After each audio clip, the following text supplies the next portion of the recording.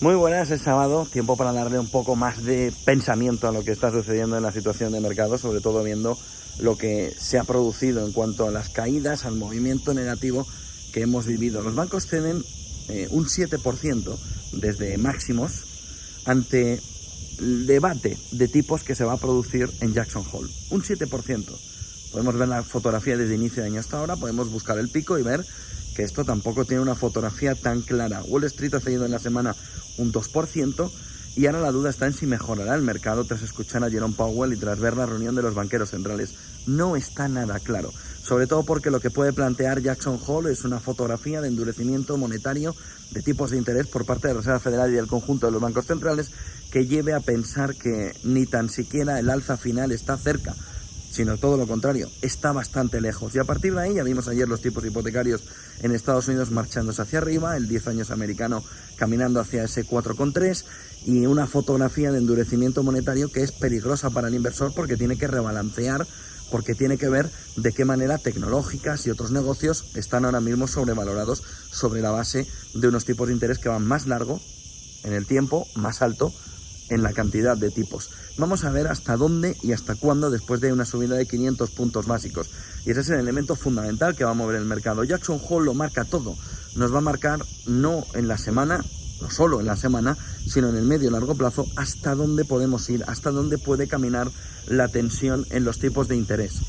El otro punto fundamental está alrededor de la geopolítica. Ayer se reunió en Camp David Biden con sus homólogos de Japón y Corea del Sur para ver la fotografía de cómo se puede intentar mejorar esas relaciones trilaterales para hacer frente a China. Y ese sería el pegamento que les ha unido a Corea del Sur, a Japón y también a Estados Unidos en un momento donde el Pacífico, el Indo-Pacífico, marca la clave fundamental geopolítica en el next step, no solo en la guerra de Ucrania, sino mirando más a largo plazo. Allí donde, además, China ha iniciado unos ejercicios militares en Taiwán tras la visita del vicepresidente de Estados Unidos, en el que en ese tránsito ha pisado suelo estadounidense. China ha iniciado unos ejercicios tanto de aire como de mar, que lo que estarían planteando es otra vez una escalada en la tensión entre Taiwán y China, por lo que la geopolítica sigue siendo esa clave fundamental cuando se está hablando además de China, de los problemas de la tasa de fecundación, de la tasa de sustitución, de natalidad, que volvió a caer de manera brusca de 1,3 a 1,09 y también está planteando el problema demográfico en el gigante asiático, en China, que hace tiempo no era un problema fundamental, ahora sí empieza a serlo. Miren, el otro punto fundamental viene en una entrevista en International Affairs a Sergei Lavrov, a Rusia, en el que dice que las armas nucleares son la respuesta a las amenazas. Dice que una vez que el posicionamiento de la OTAN es el que es, no le queda una alternativa a Rusia que poseer, que tener armas nucleares, porque es la única respuesta posible a algunas, dice, de las amenazas externas significativas a la seguridad, dice Lavrov, de Rusia. Además ha dicho que es fundamental ahora mismo el planteamiento nuclear, no el uso, pero sí el tener, la tenencia de esas armas nucleares para poder defenderse en un entorno como el actual, en el que cree que solo las tenencia de esas armas nucleares puede frenar, por ejemplo, en algún momento a Estados Unidos. El otro punto fundamental de la entrevista dice que el riesgo de acabar la OTAN y Estados Unidos en una situación de confrontación armada directa entre potencias nucleares, está llamando a China, a Rusia, pero también, por ejemplo, a Irán y a Corea del Norte, dice que empieza a ser elevado. Dice que es elevado, que cree que el desarrollo tal y como se puede producir puede ser evitado, pero que dice que tiene que recordar, Lavrov, Rusia, la existencia de altos riesgos militares y políticos en la situación actual que podrían devenir en una situación complicada, sobre todo en el capítulo nuclear, con lo que vuelve a poner encima de la mesa el problema nuclear que había salido, no demasiado, pero un poquito colateralmente, de toda la fotografía en los últimos meses. Vuelve a estar encima de la mesa una vez que Lavrov vuelve a situar en el debate que la tenencia es fundamental y que quién sabe si el uso en el medio y largo plazo.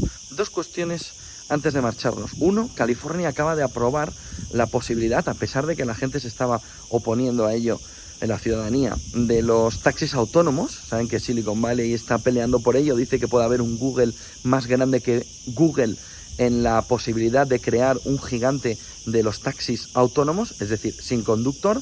Saben que en Estados Unidos ha habido mucha broma alrededor de poner un cono naranja en el capot, ¿no?, del taxi, y estos se paraban. 55 alertas de bomberos se han visto afectadas precisamente por este movimiento ciudadano que lo que buscaba era oponerse frente a los taxis autónomos.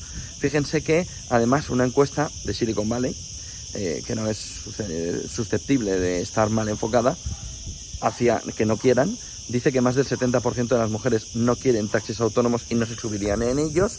Más de un 50% de los hombres también opinan igual, no se montarían en un taxi autónomo. Sin embargo, parece que la cita ha llegado, esa bendición por parte de las autoridades públicas de California va a poner en marcha ya. Llevan más de una década analizando cada milímetro de una calle de California, de San Francisco, precisamente para poder ponerse en uso. Parece ser que es el pistoletazo de salida de una tecnología y, como les digo, dicen en Silicon Valley, puede valer más que Google. Esa empresa que consiga colocarse como la principal, puede tener una valoración mayor todavía que la de Google. Y aquí en España, a vueltas con el catalán, el euskera, el gallego, el valenciano y todos los idiomas que quieren que la Unión Europea ponga en marcha. Financial Times dedica un artículo, dice que, por ejemplo, desde que Irlanda lo pidió hasta que todos los documentos se han traducido, ha pasado desde 2007 a 2022, por lo que dice, cuidado, porque la situación no es sencilla, tienen que ponerse de acuerdo todos los Estados miembros. Vamos a ver si todos los Estados miembros están de acuerdo en dejar o en dar ese paso, sobre todo por el coste que conlleva o por el coste que tiene tomar esa medida. Vamos a ver el primer paso. Y el siguiente es la ley de amnistía, que todo parece indicar que el Partido Socialista estaría ya de acuerdo en tramitarla. Dicho Junts, tiene que pasar por la mesa antes de la investidura, por lo que se tienen que dar prisa. La semana que viene empiezan las consultas de los partidos que han accedido, que no han sido todos a hablar con el rey, precisamente los socios de Sánchez. Una parte importante de los socios de Sánchez no van a acudir, por lo que el rey tampoco va a poder saber de primera mano cuál es la postura que tienen estos partidos hacia una posible investidura de Sánchez o de Feijóo. Lo va a tener que adivinar o leyendo el periódico o viendo la tele el rey Felipe VI. Pero ojo con la fotografía, que se nos queda con un movimiento en el que puede ser que sea necesario tocar la Constitución.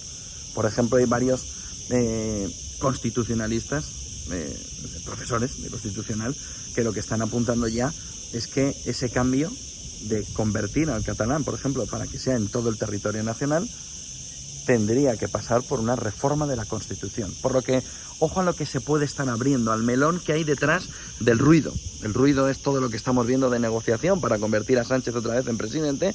La fotografía trasera, el next step, lo que está oculto, puede ser un proceso constituyente, que sería la clave fundamental, que además para la economía española tendría un peligro grande, porque no sería modificar un par de artículos, sino que ya que se abre el melón. Ojo, porque la fotografía puede ser mucho más complicada, de tal manera que nos lleva a un punto fundamental si eso sucede.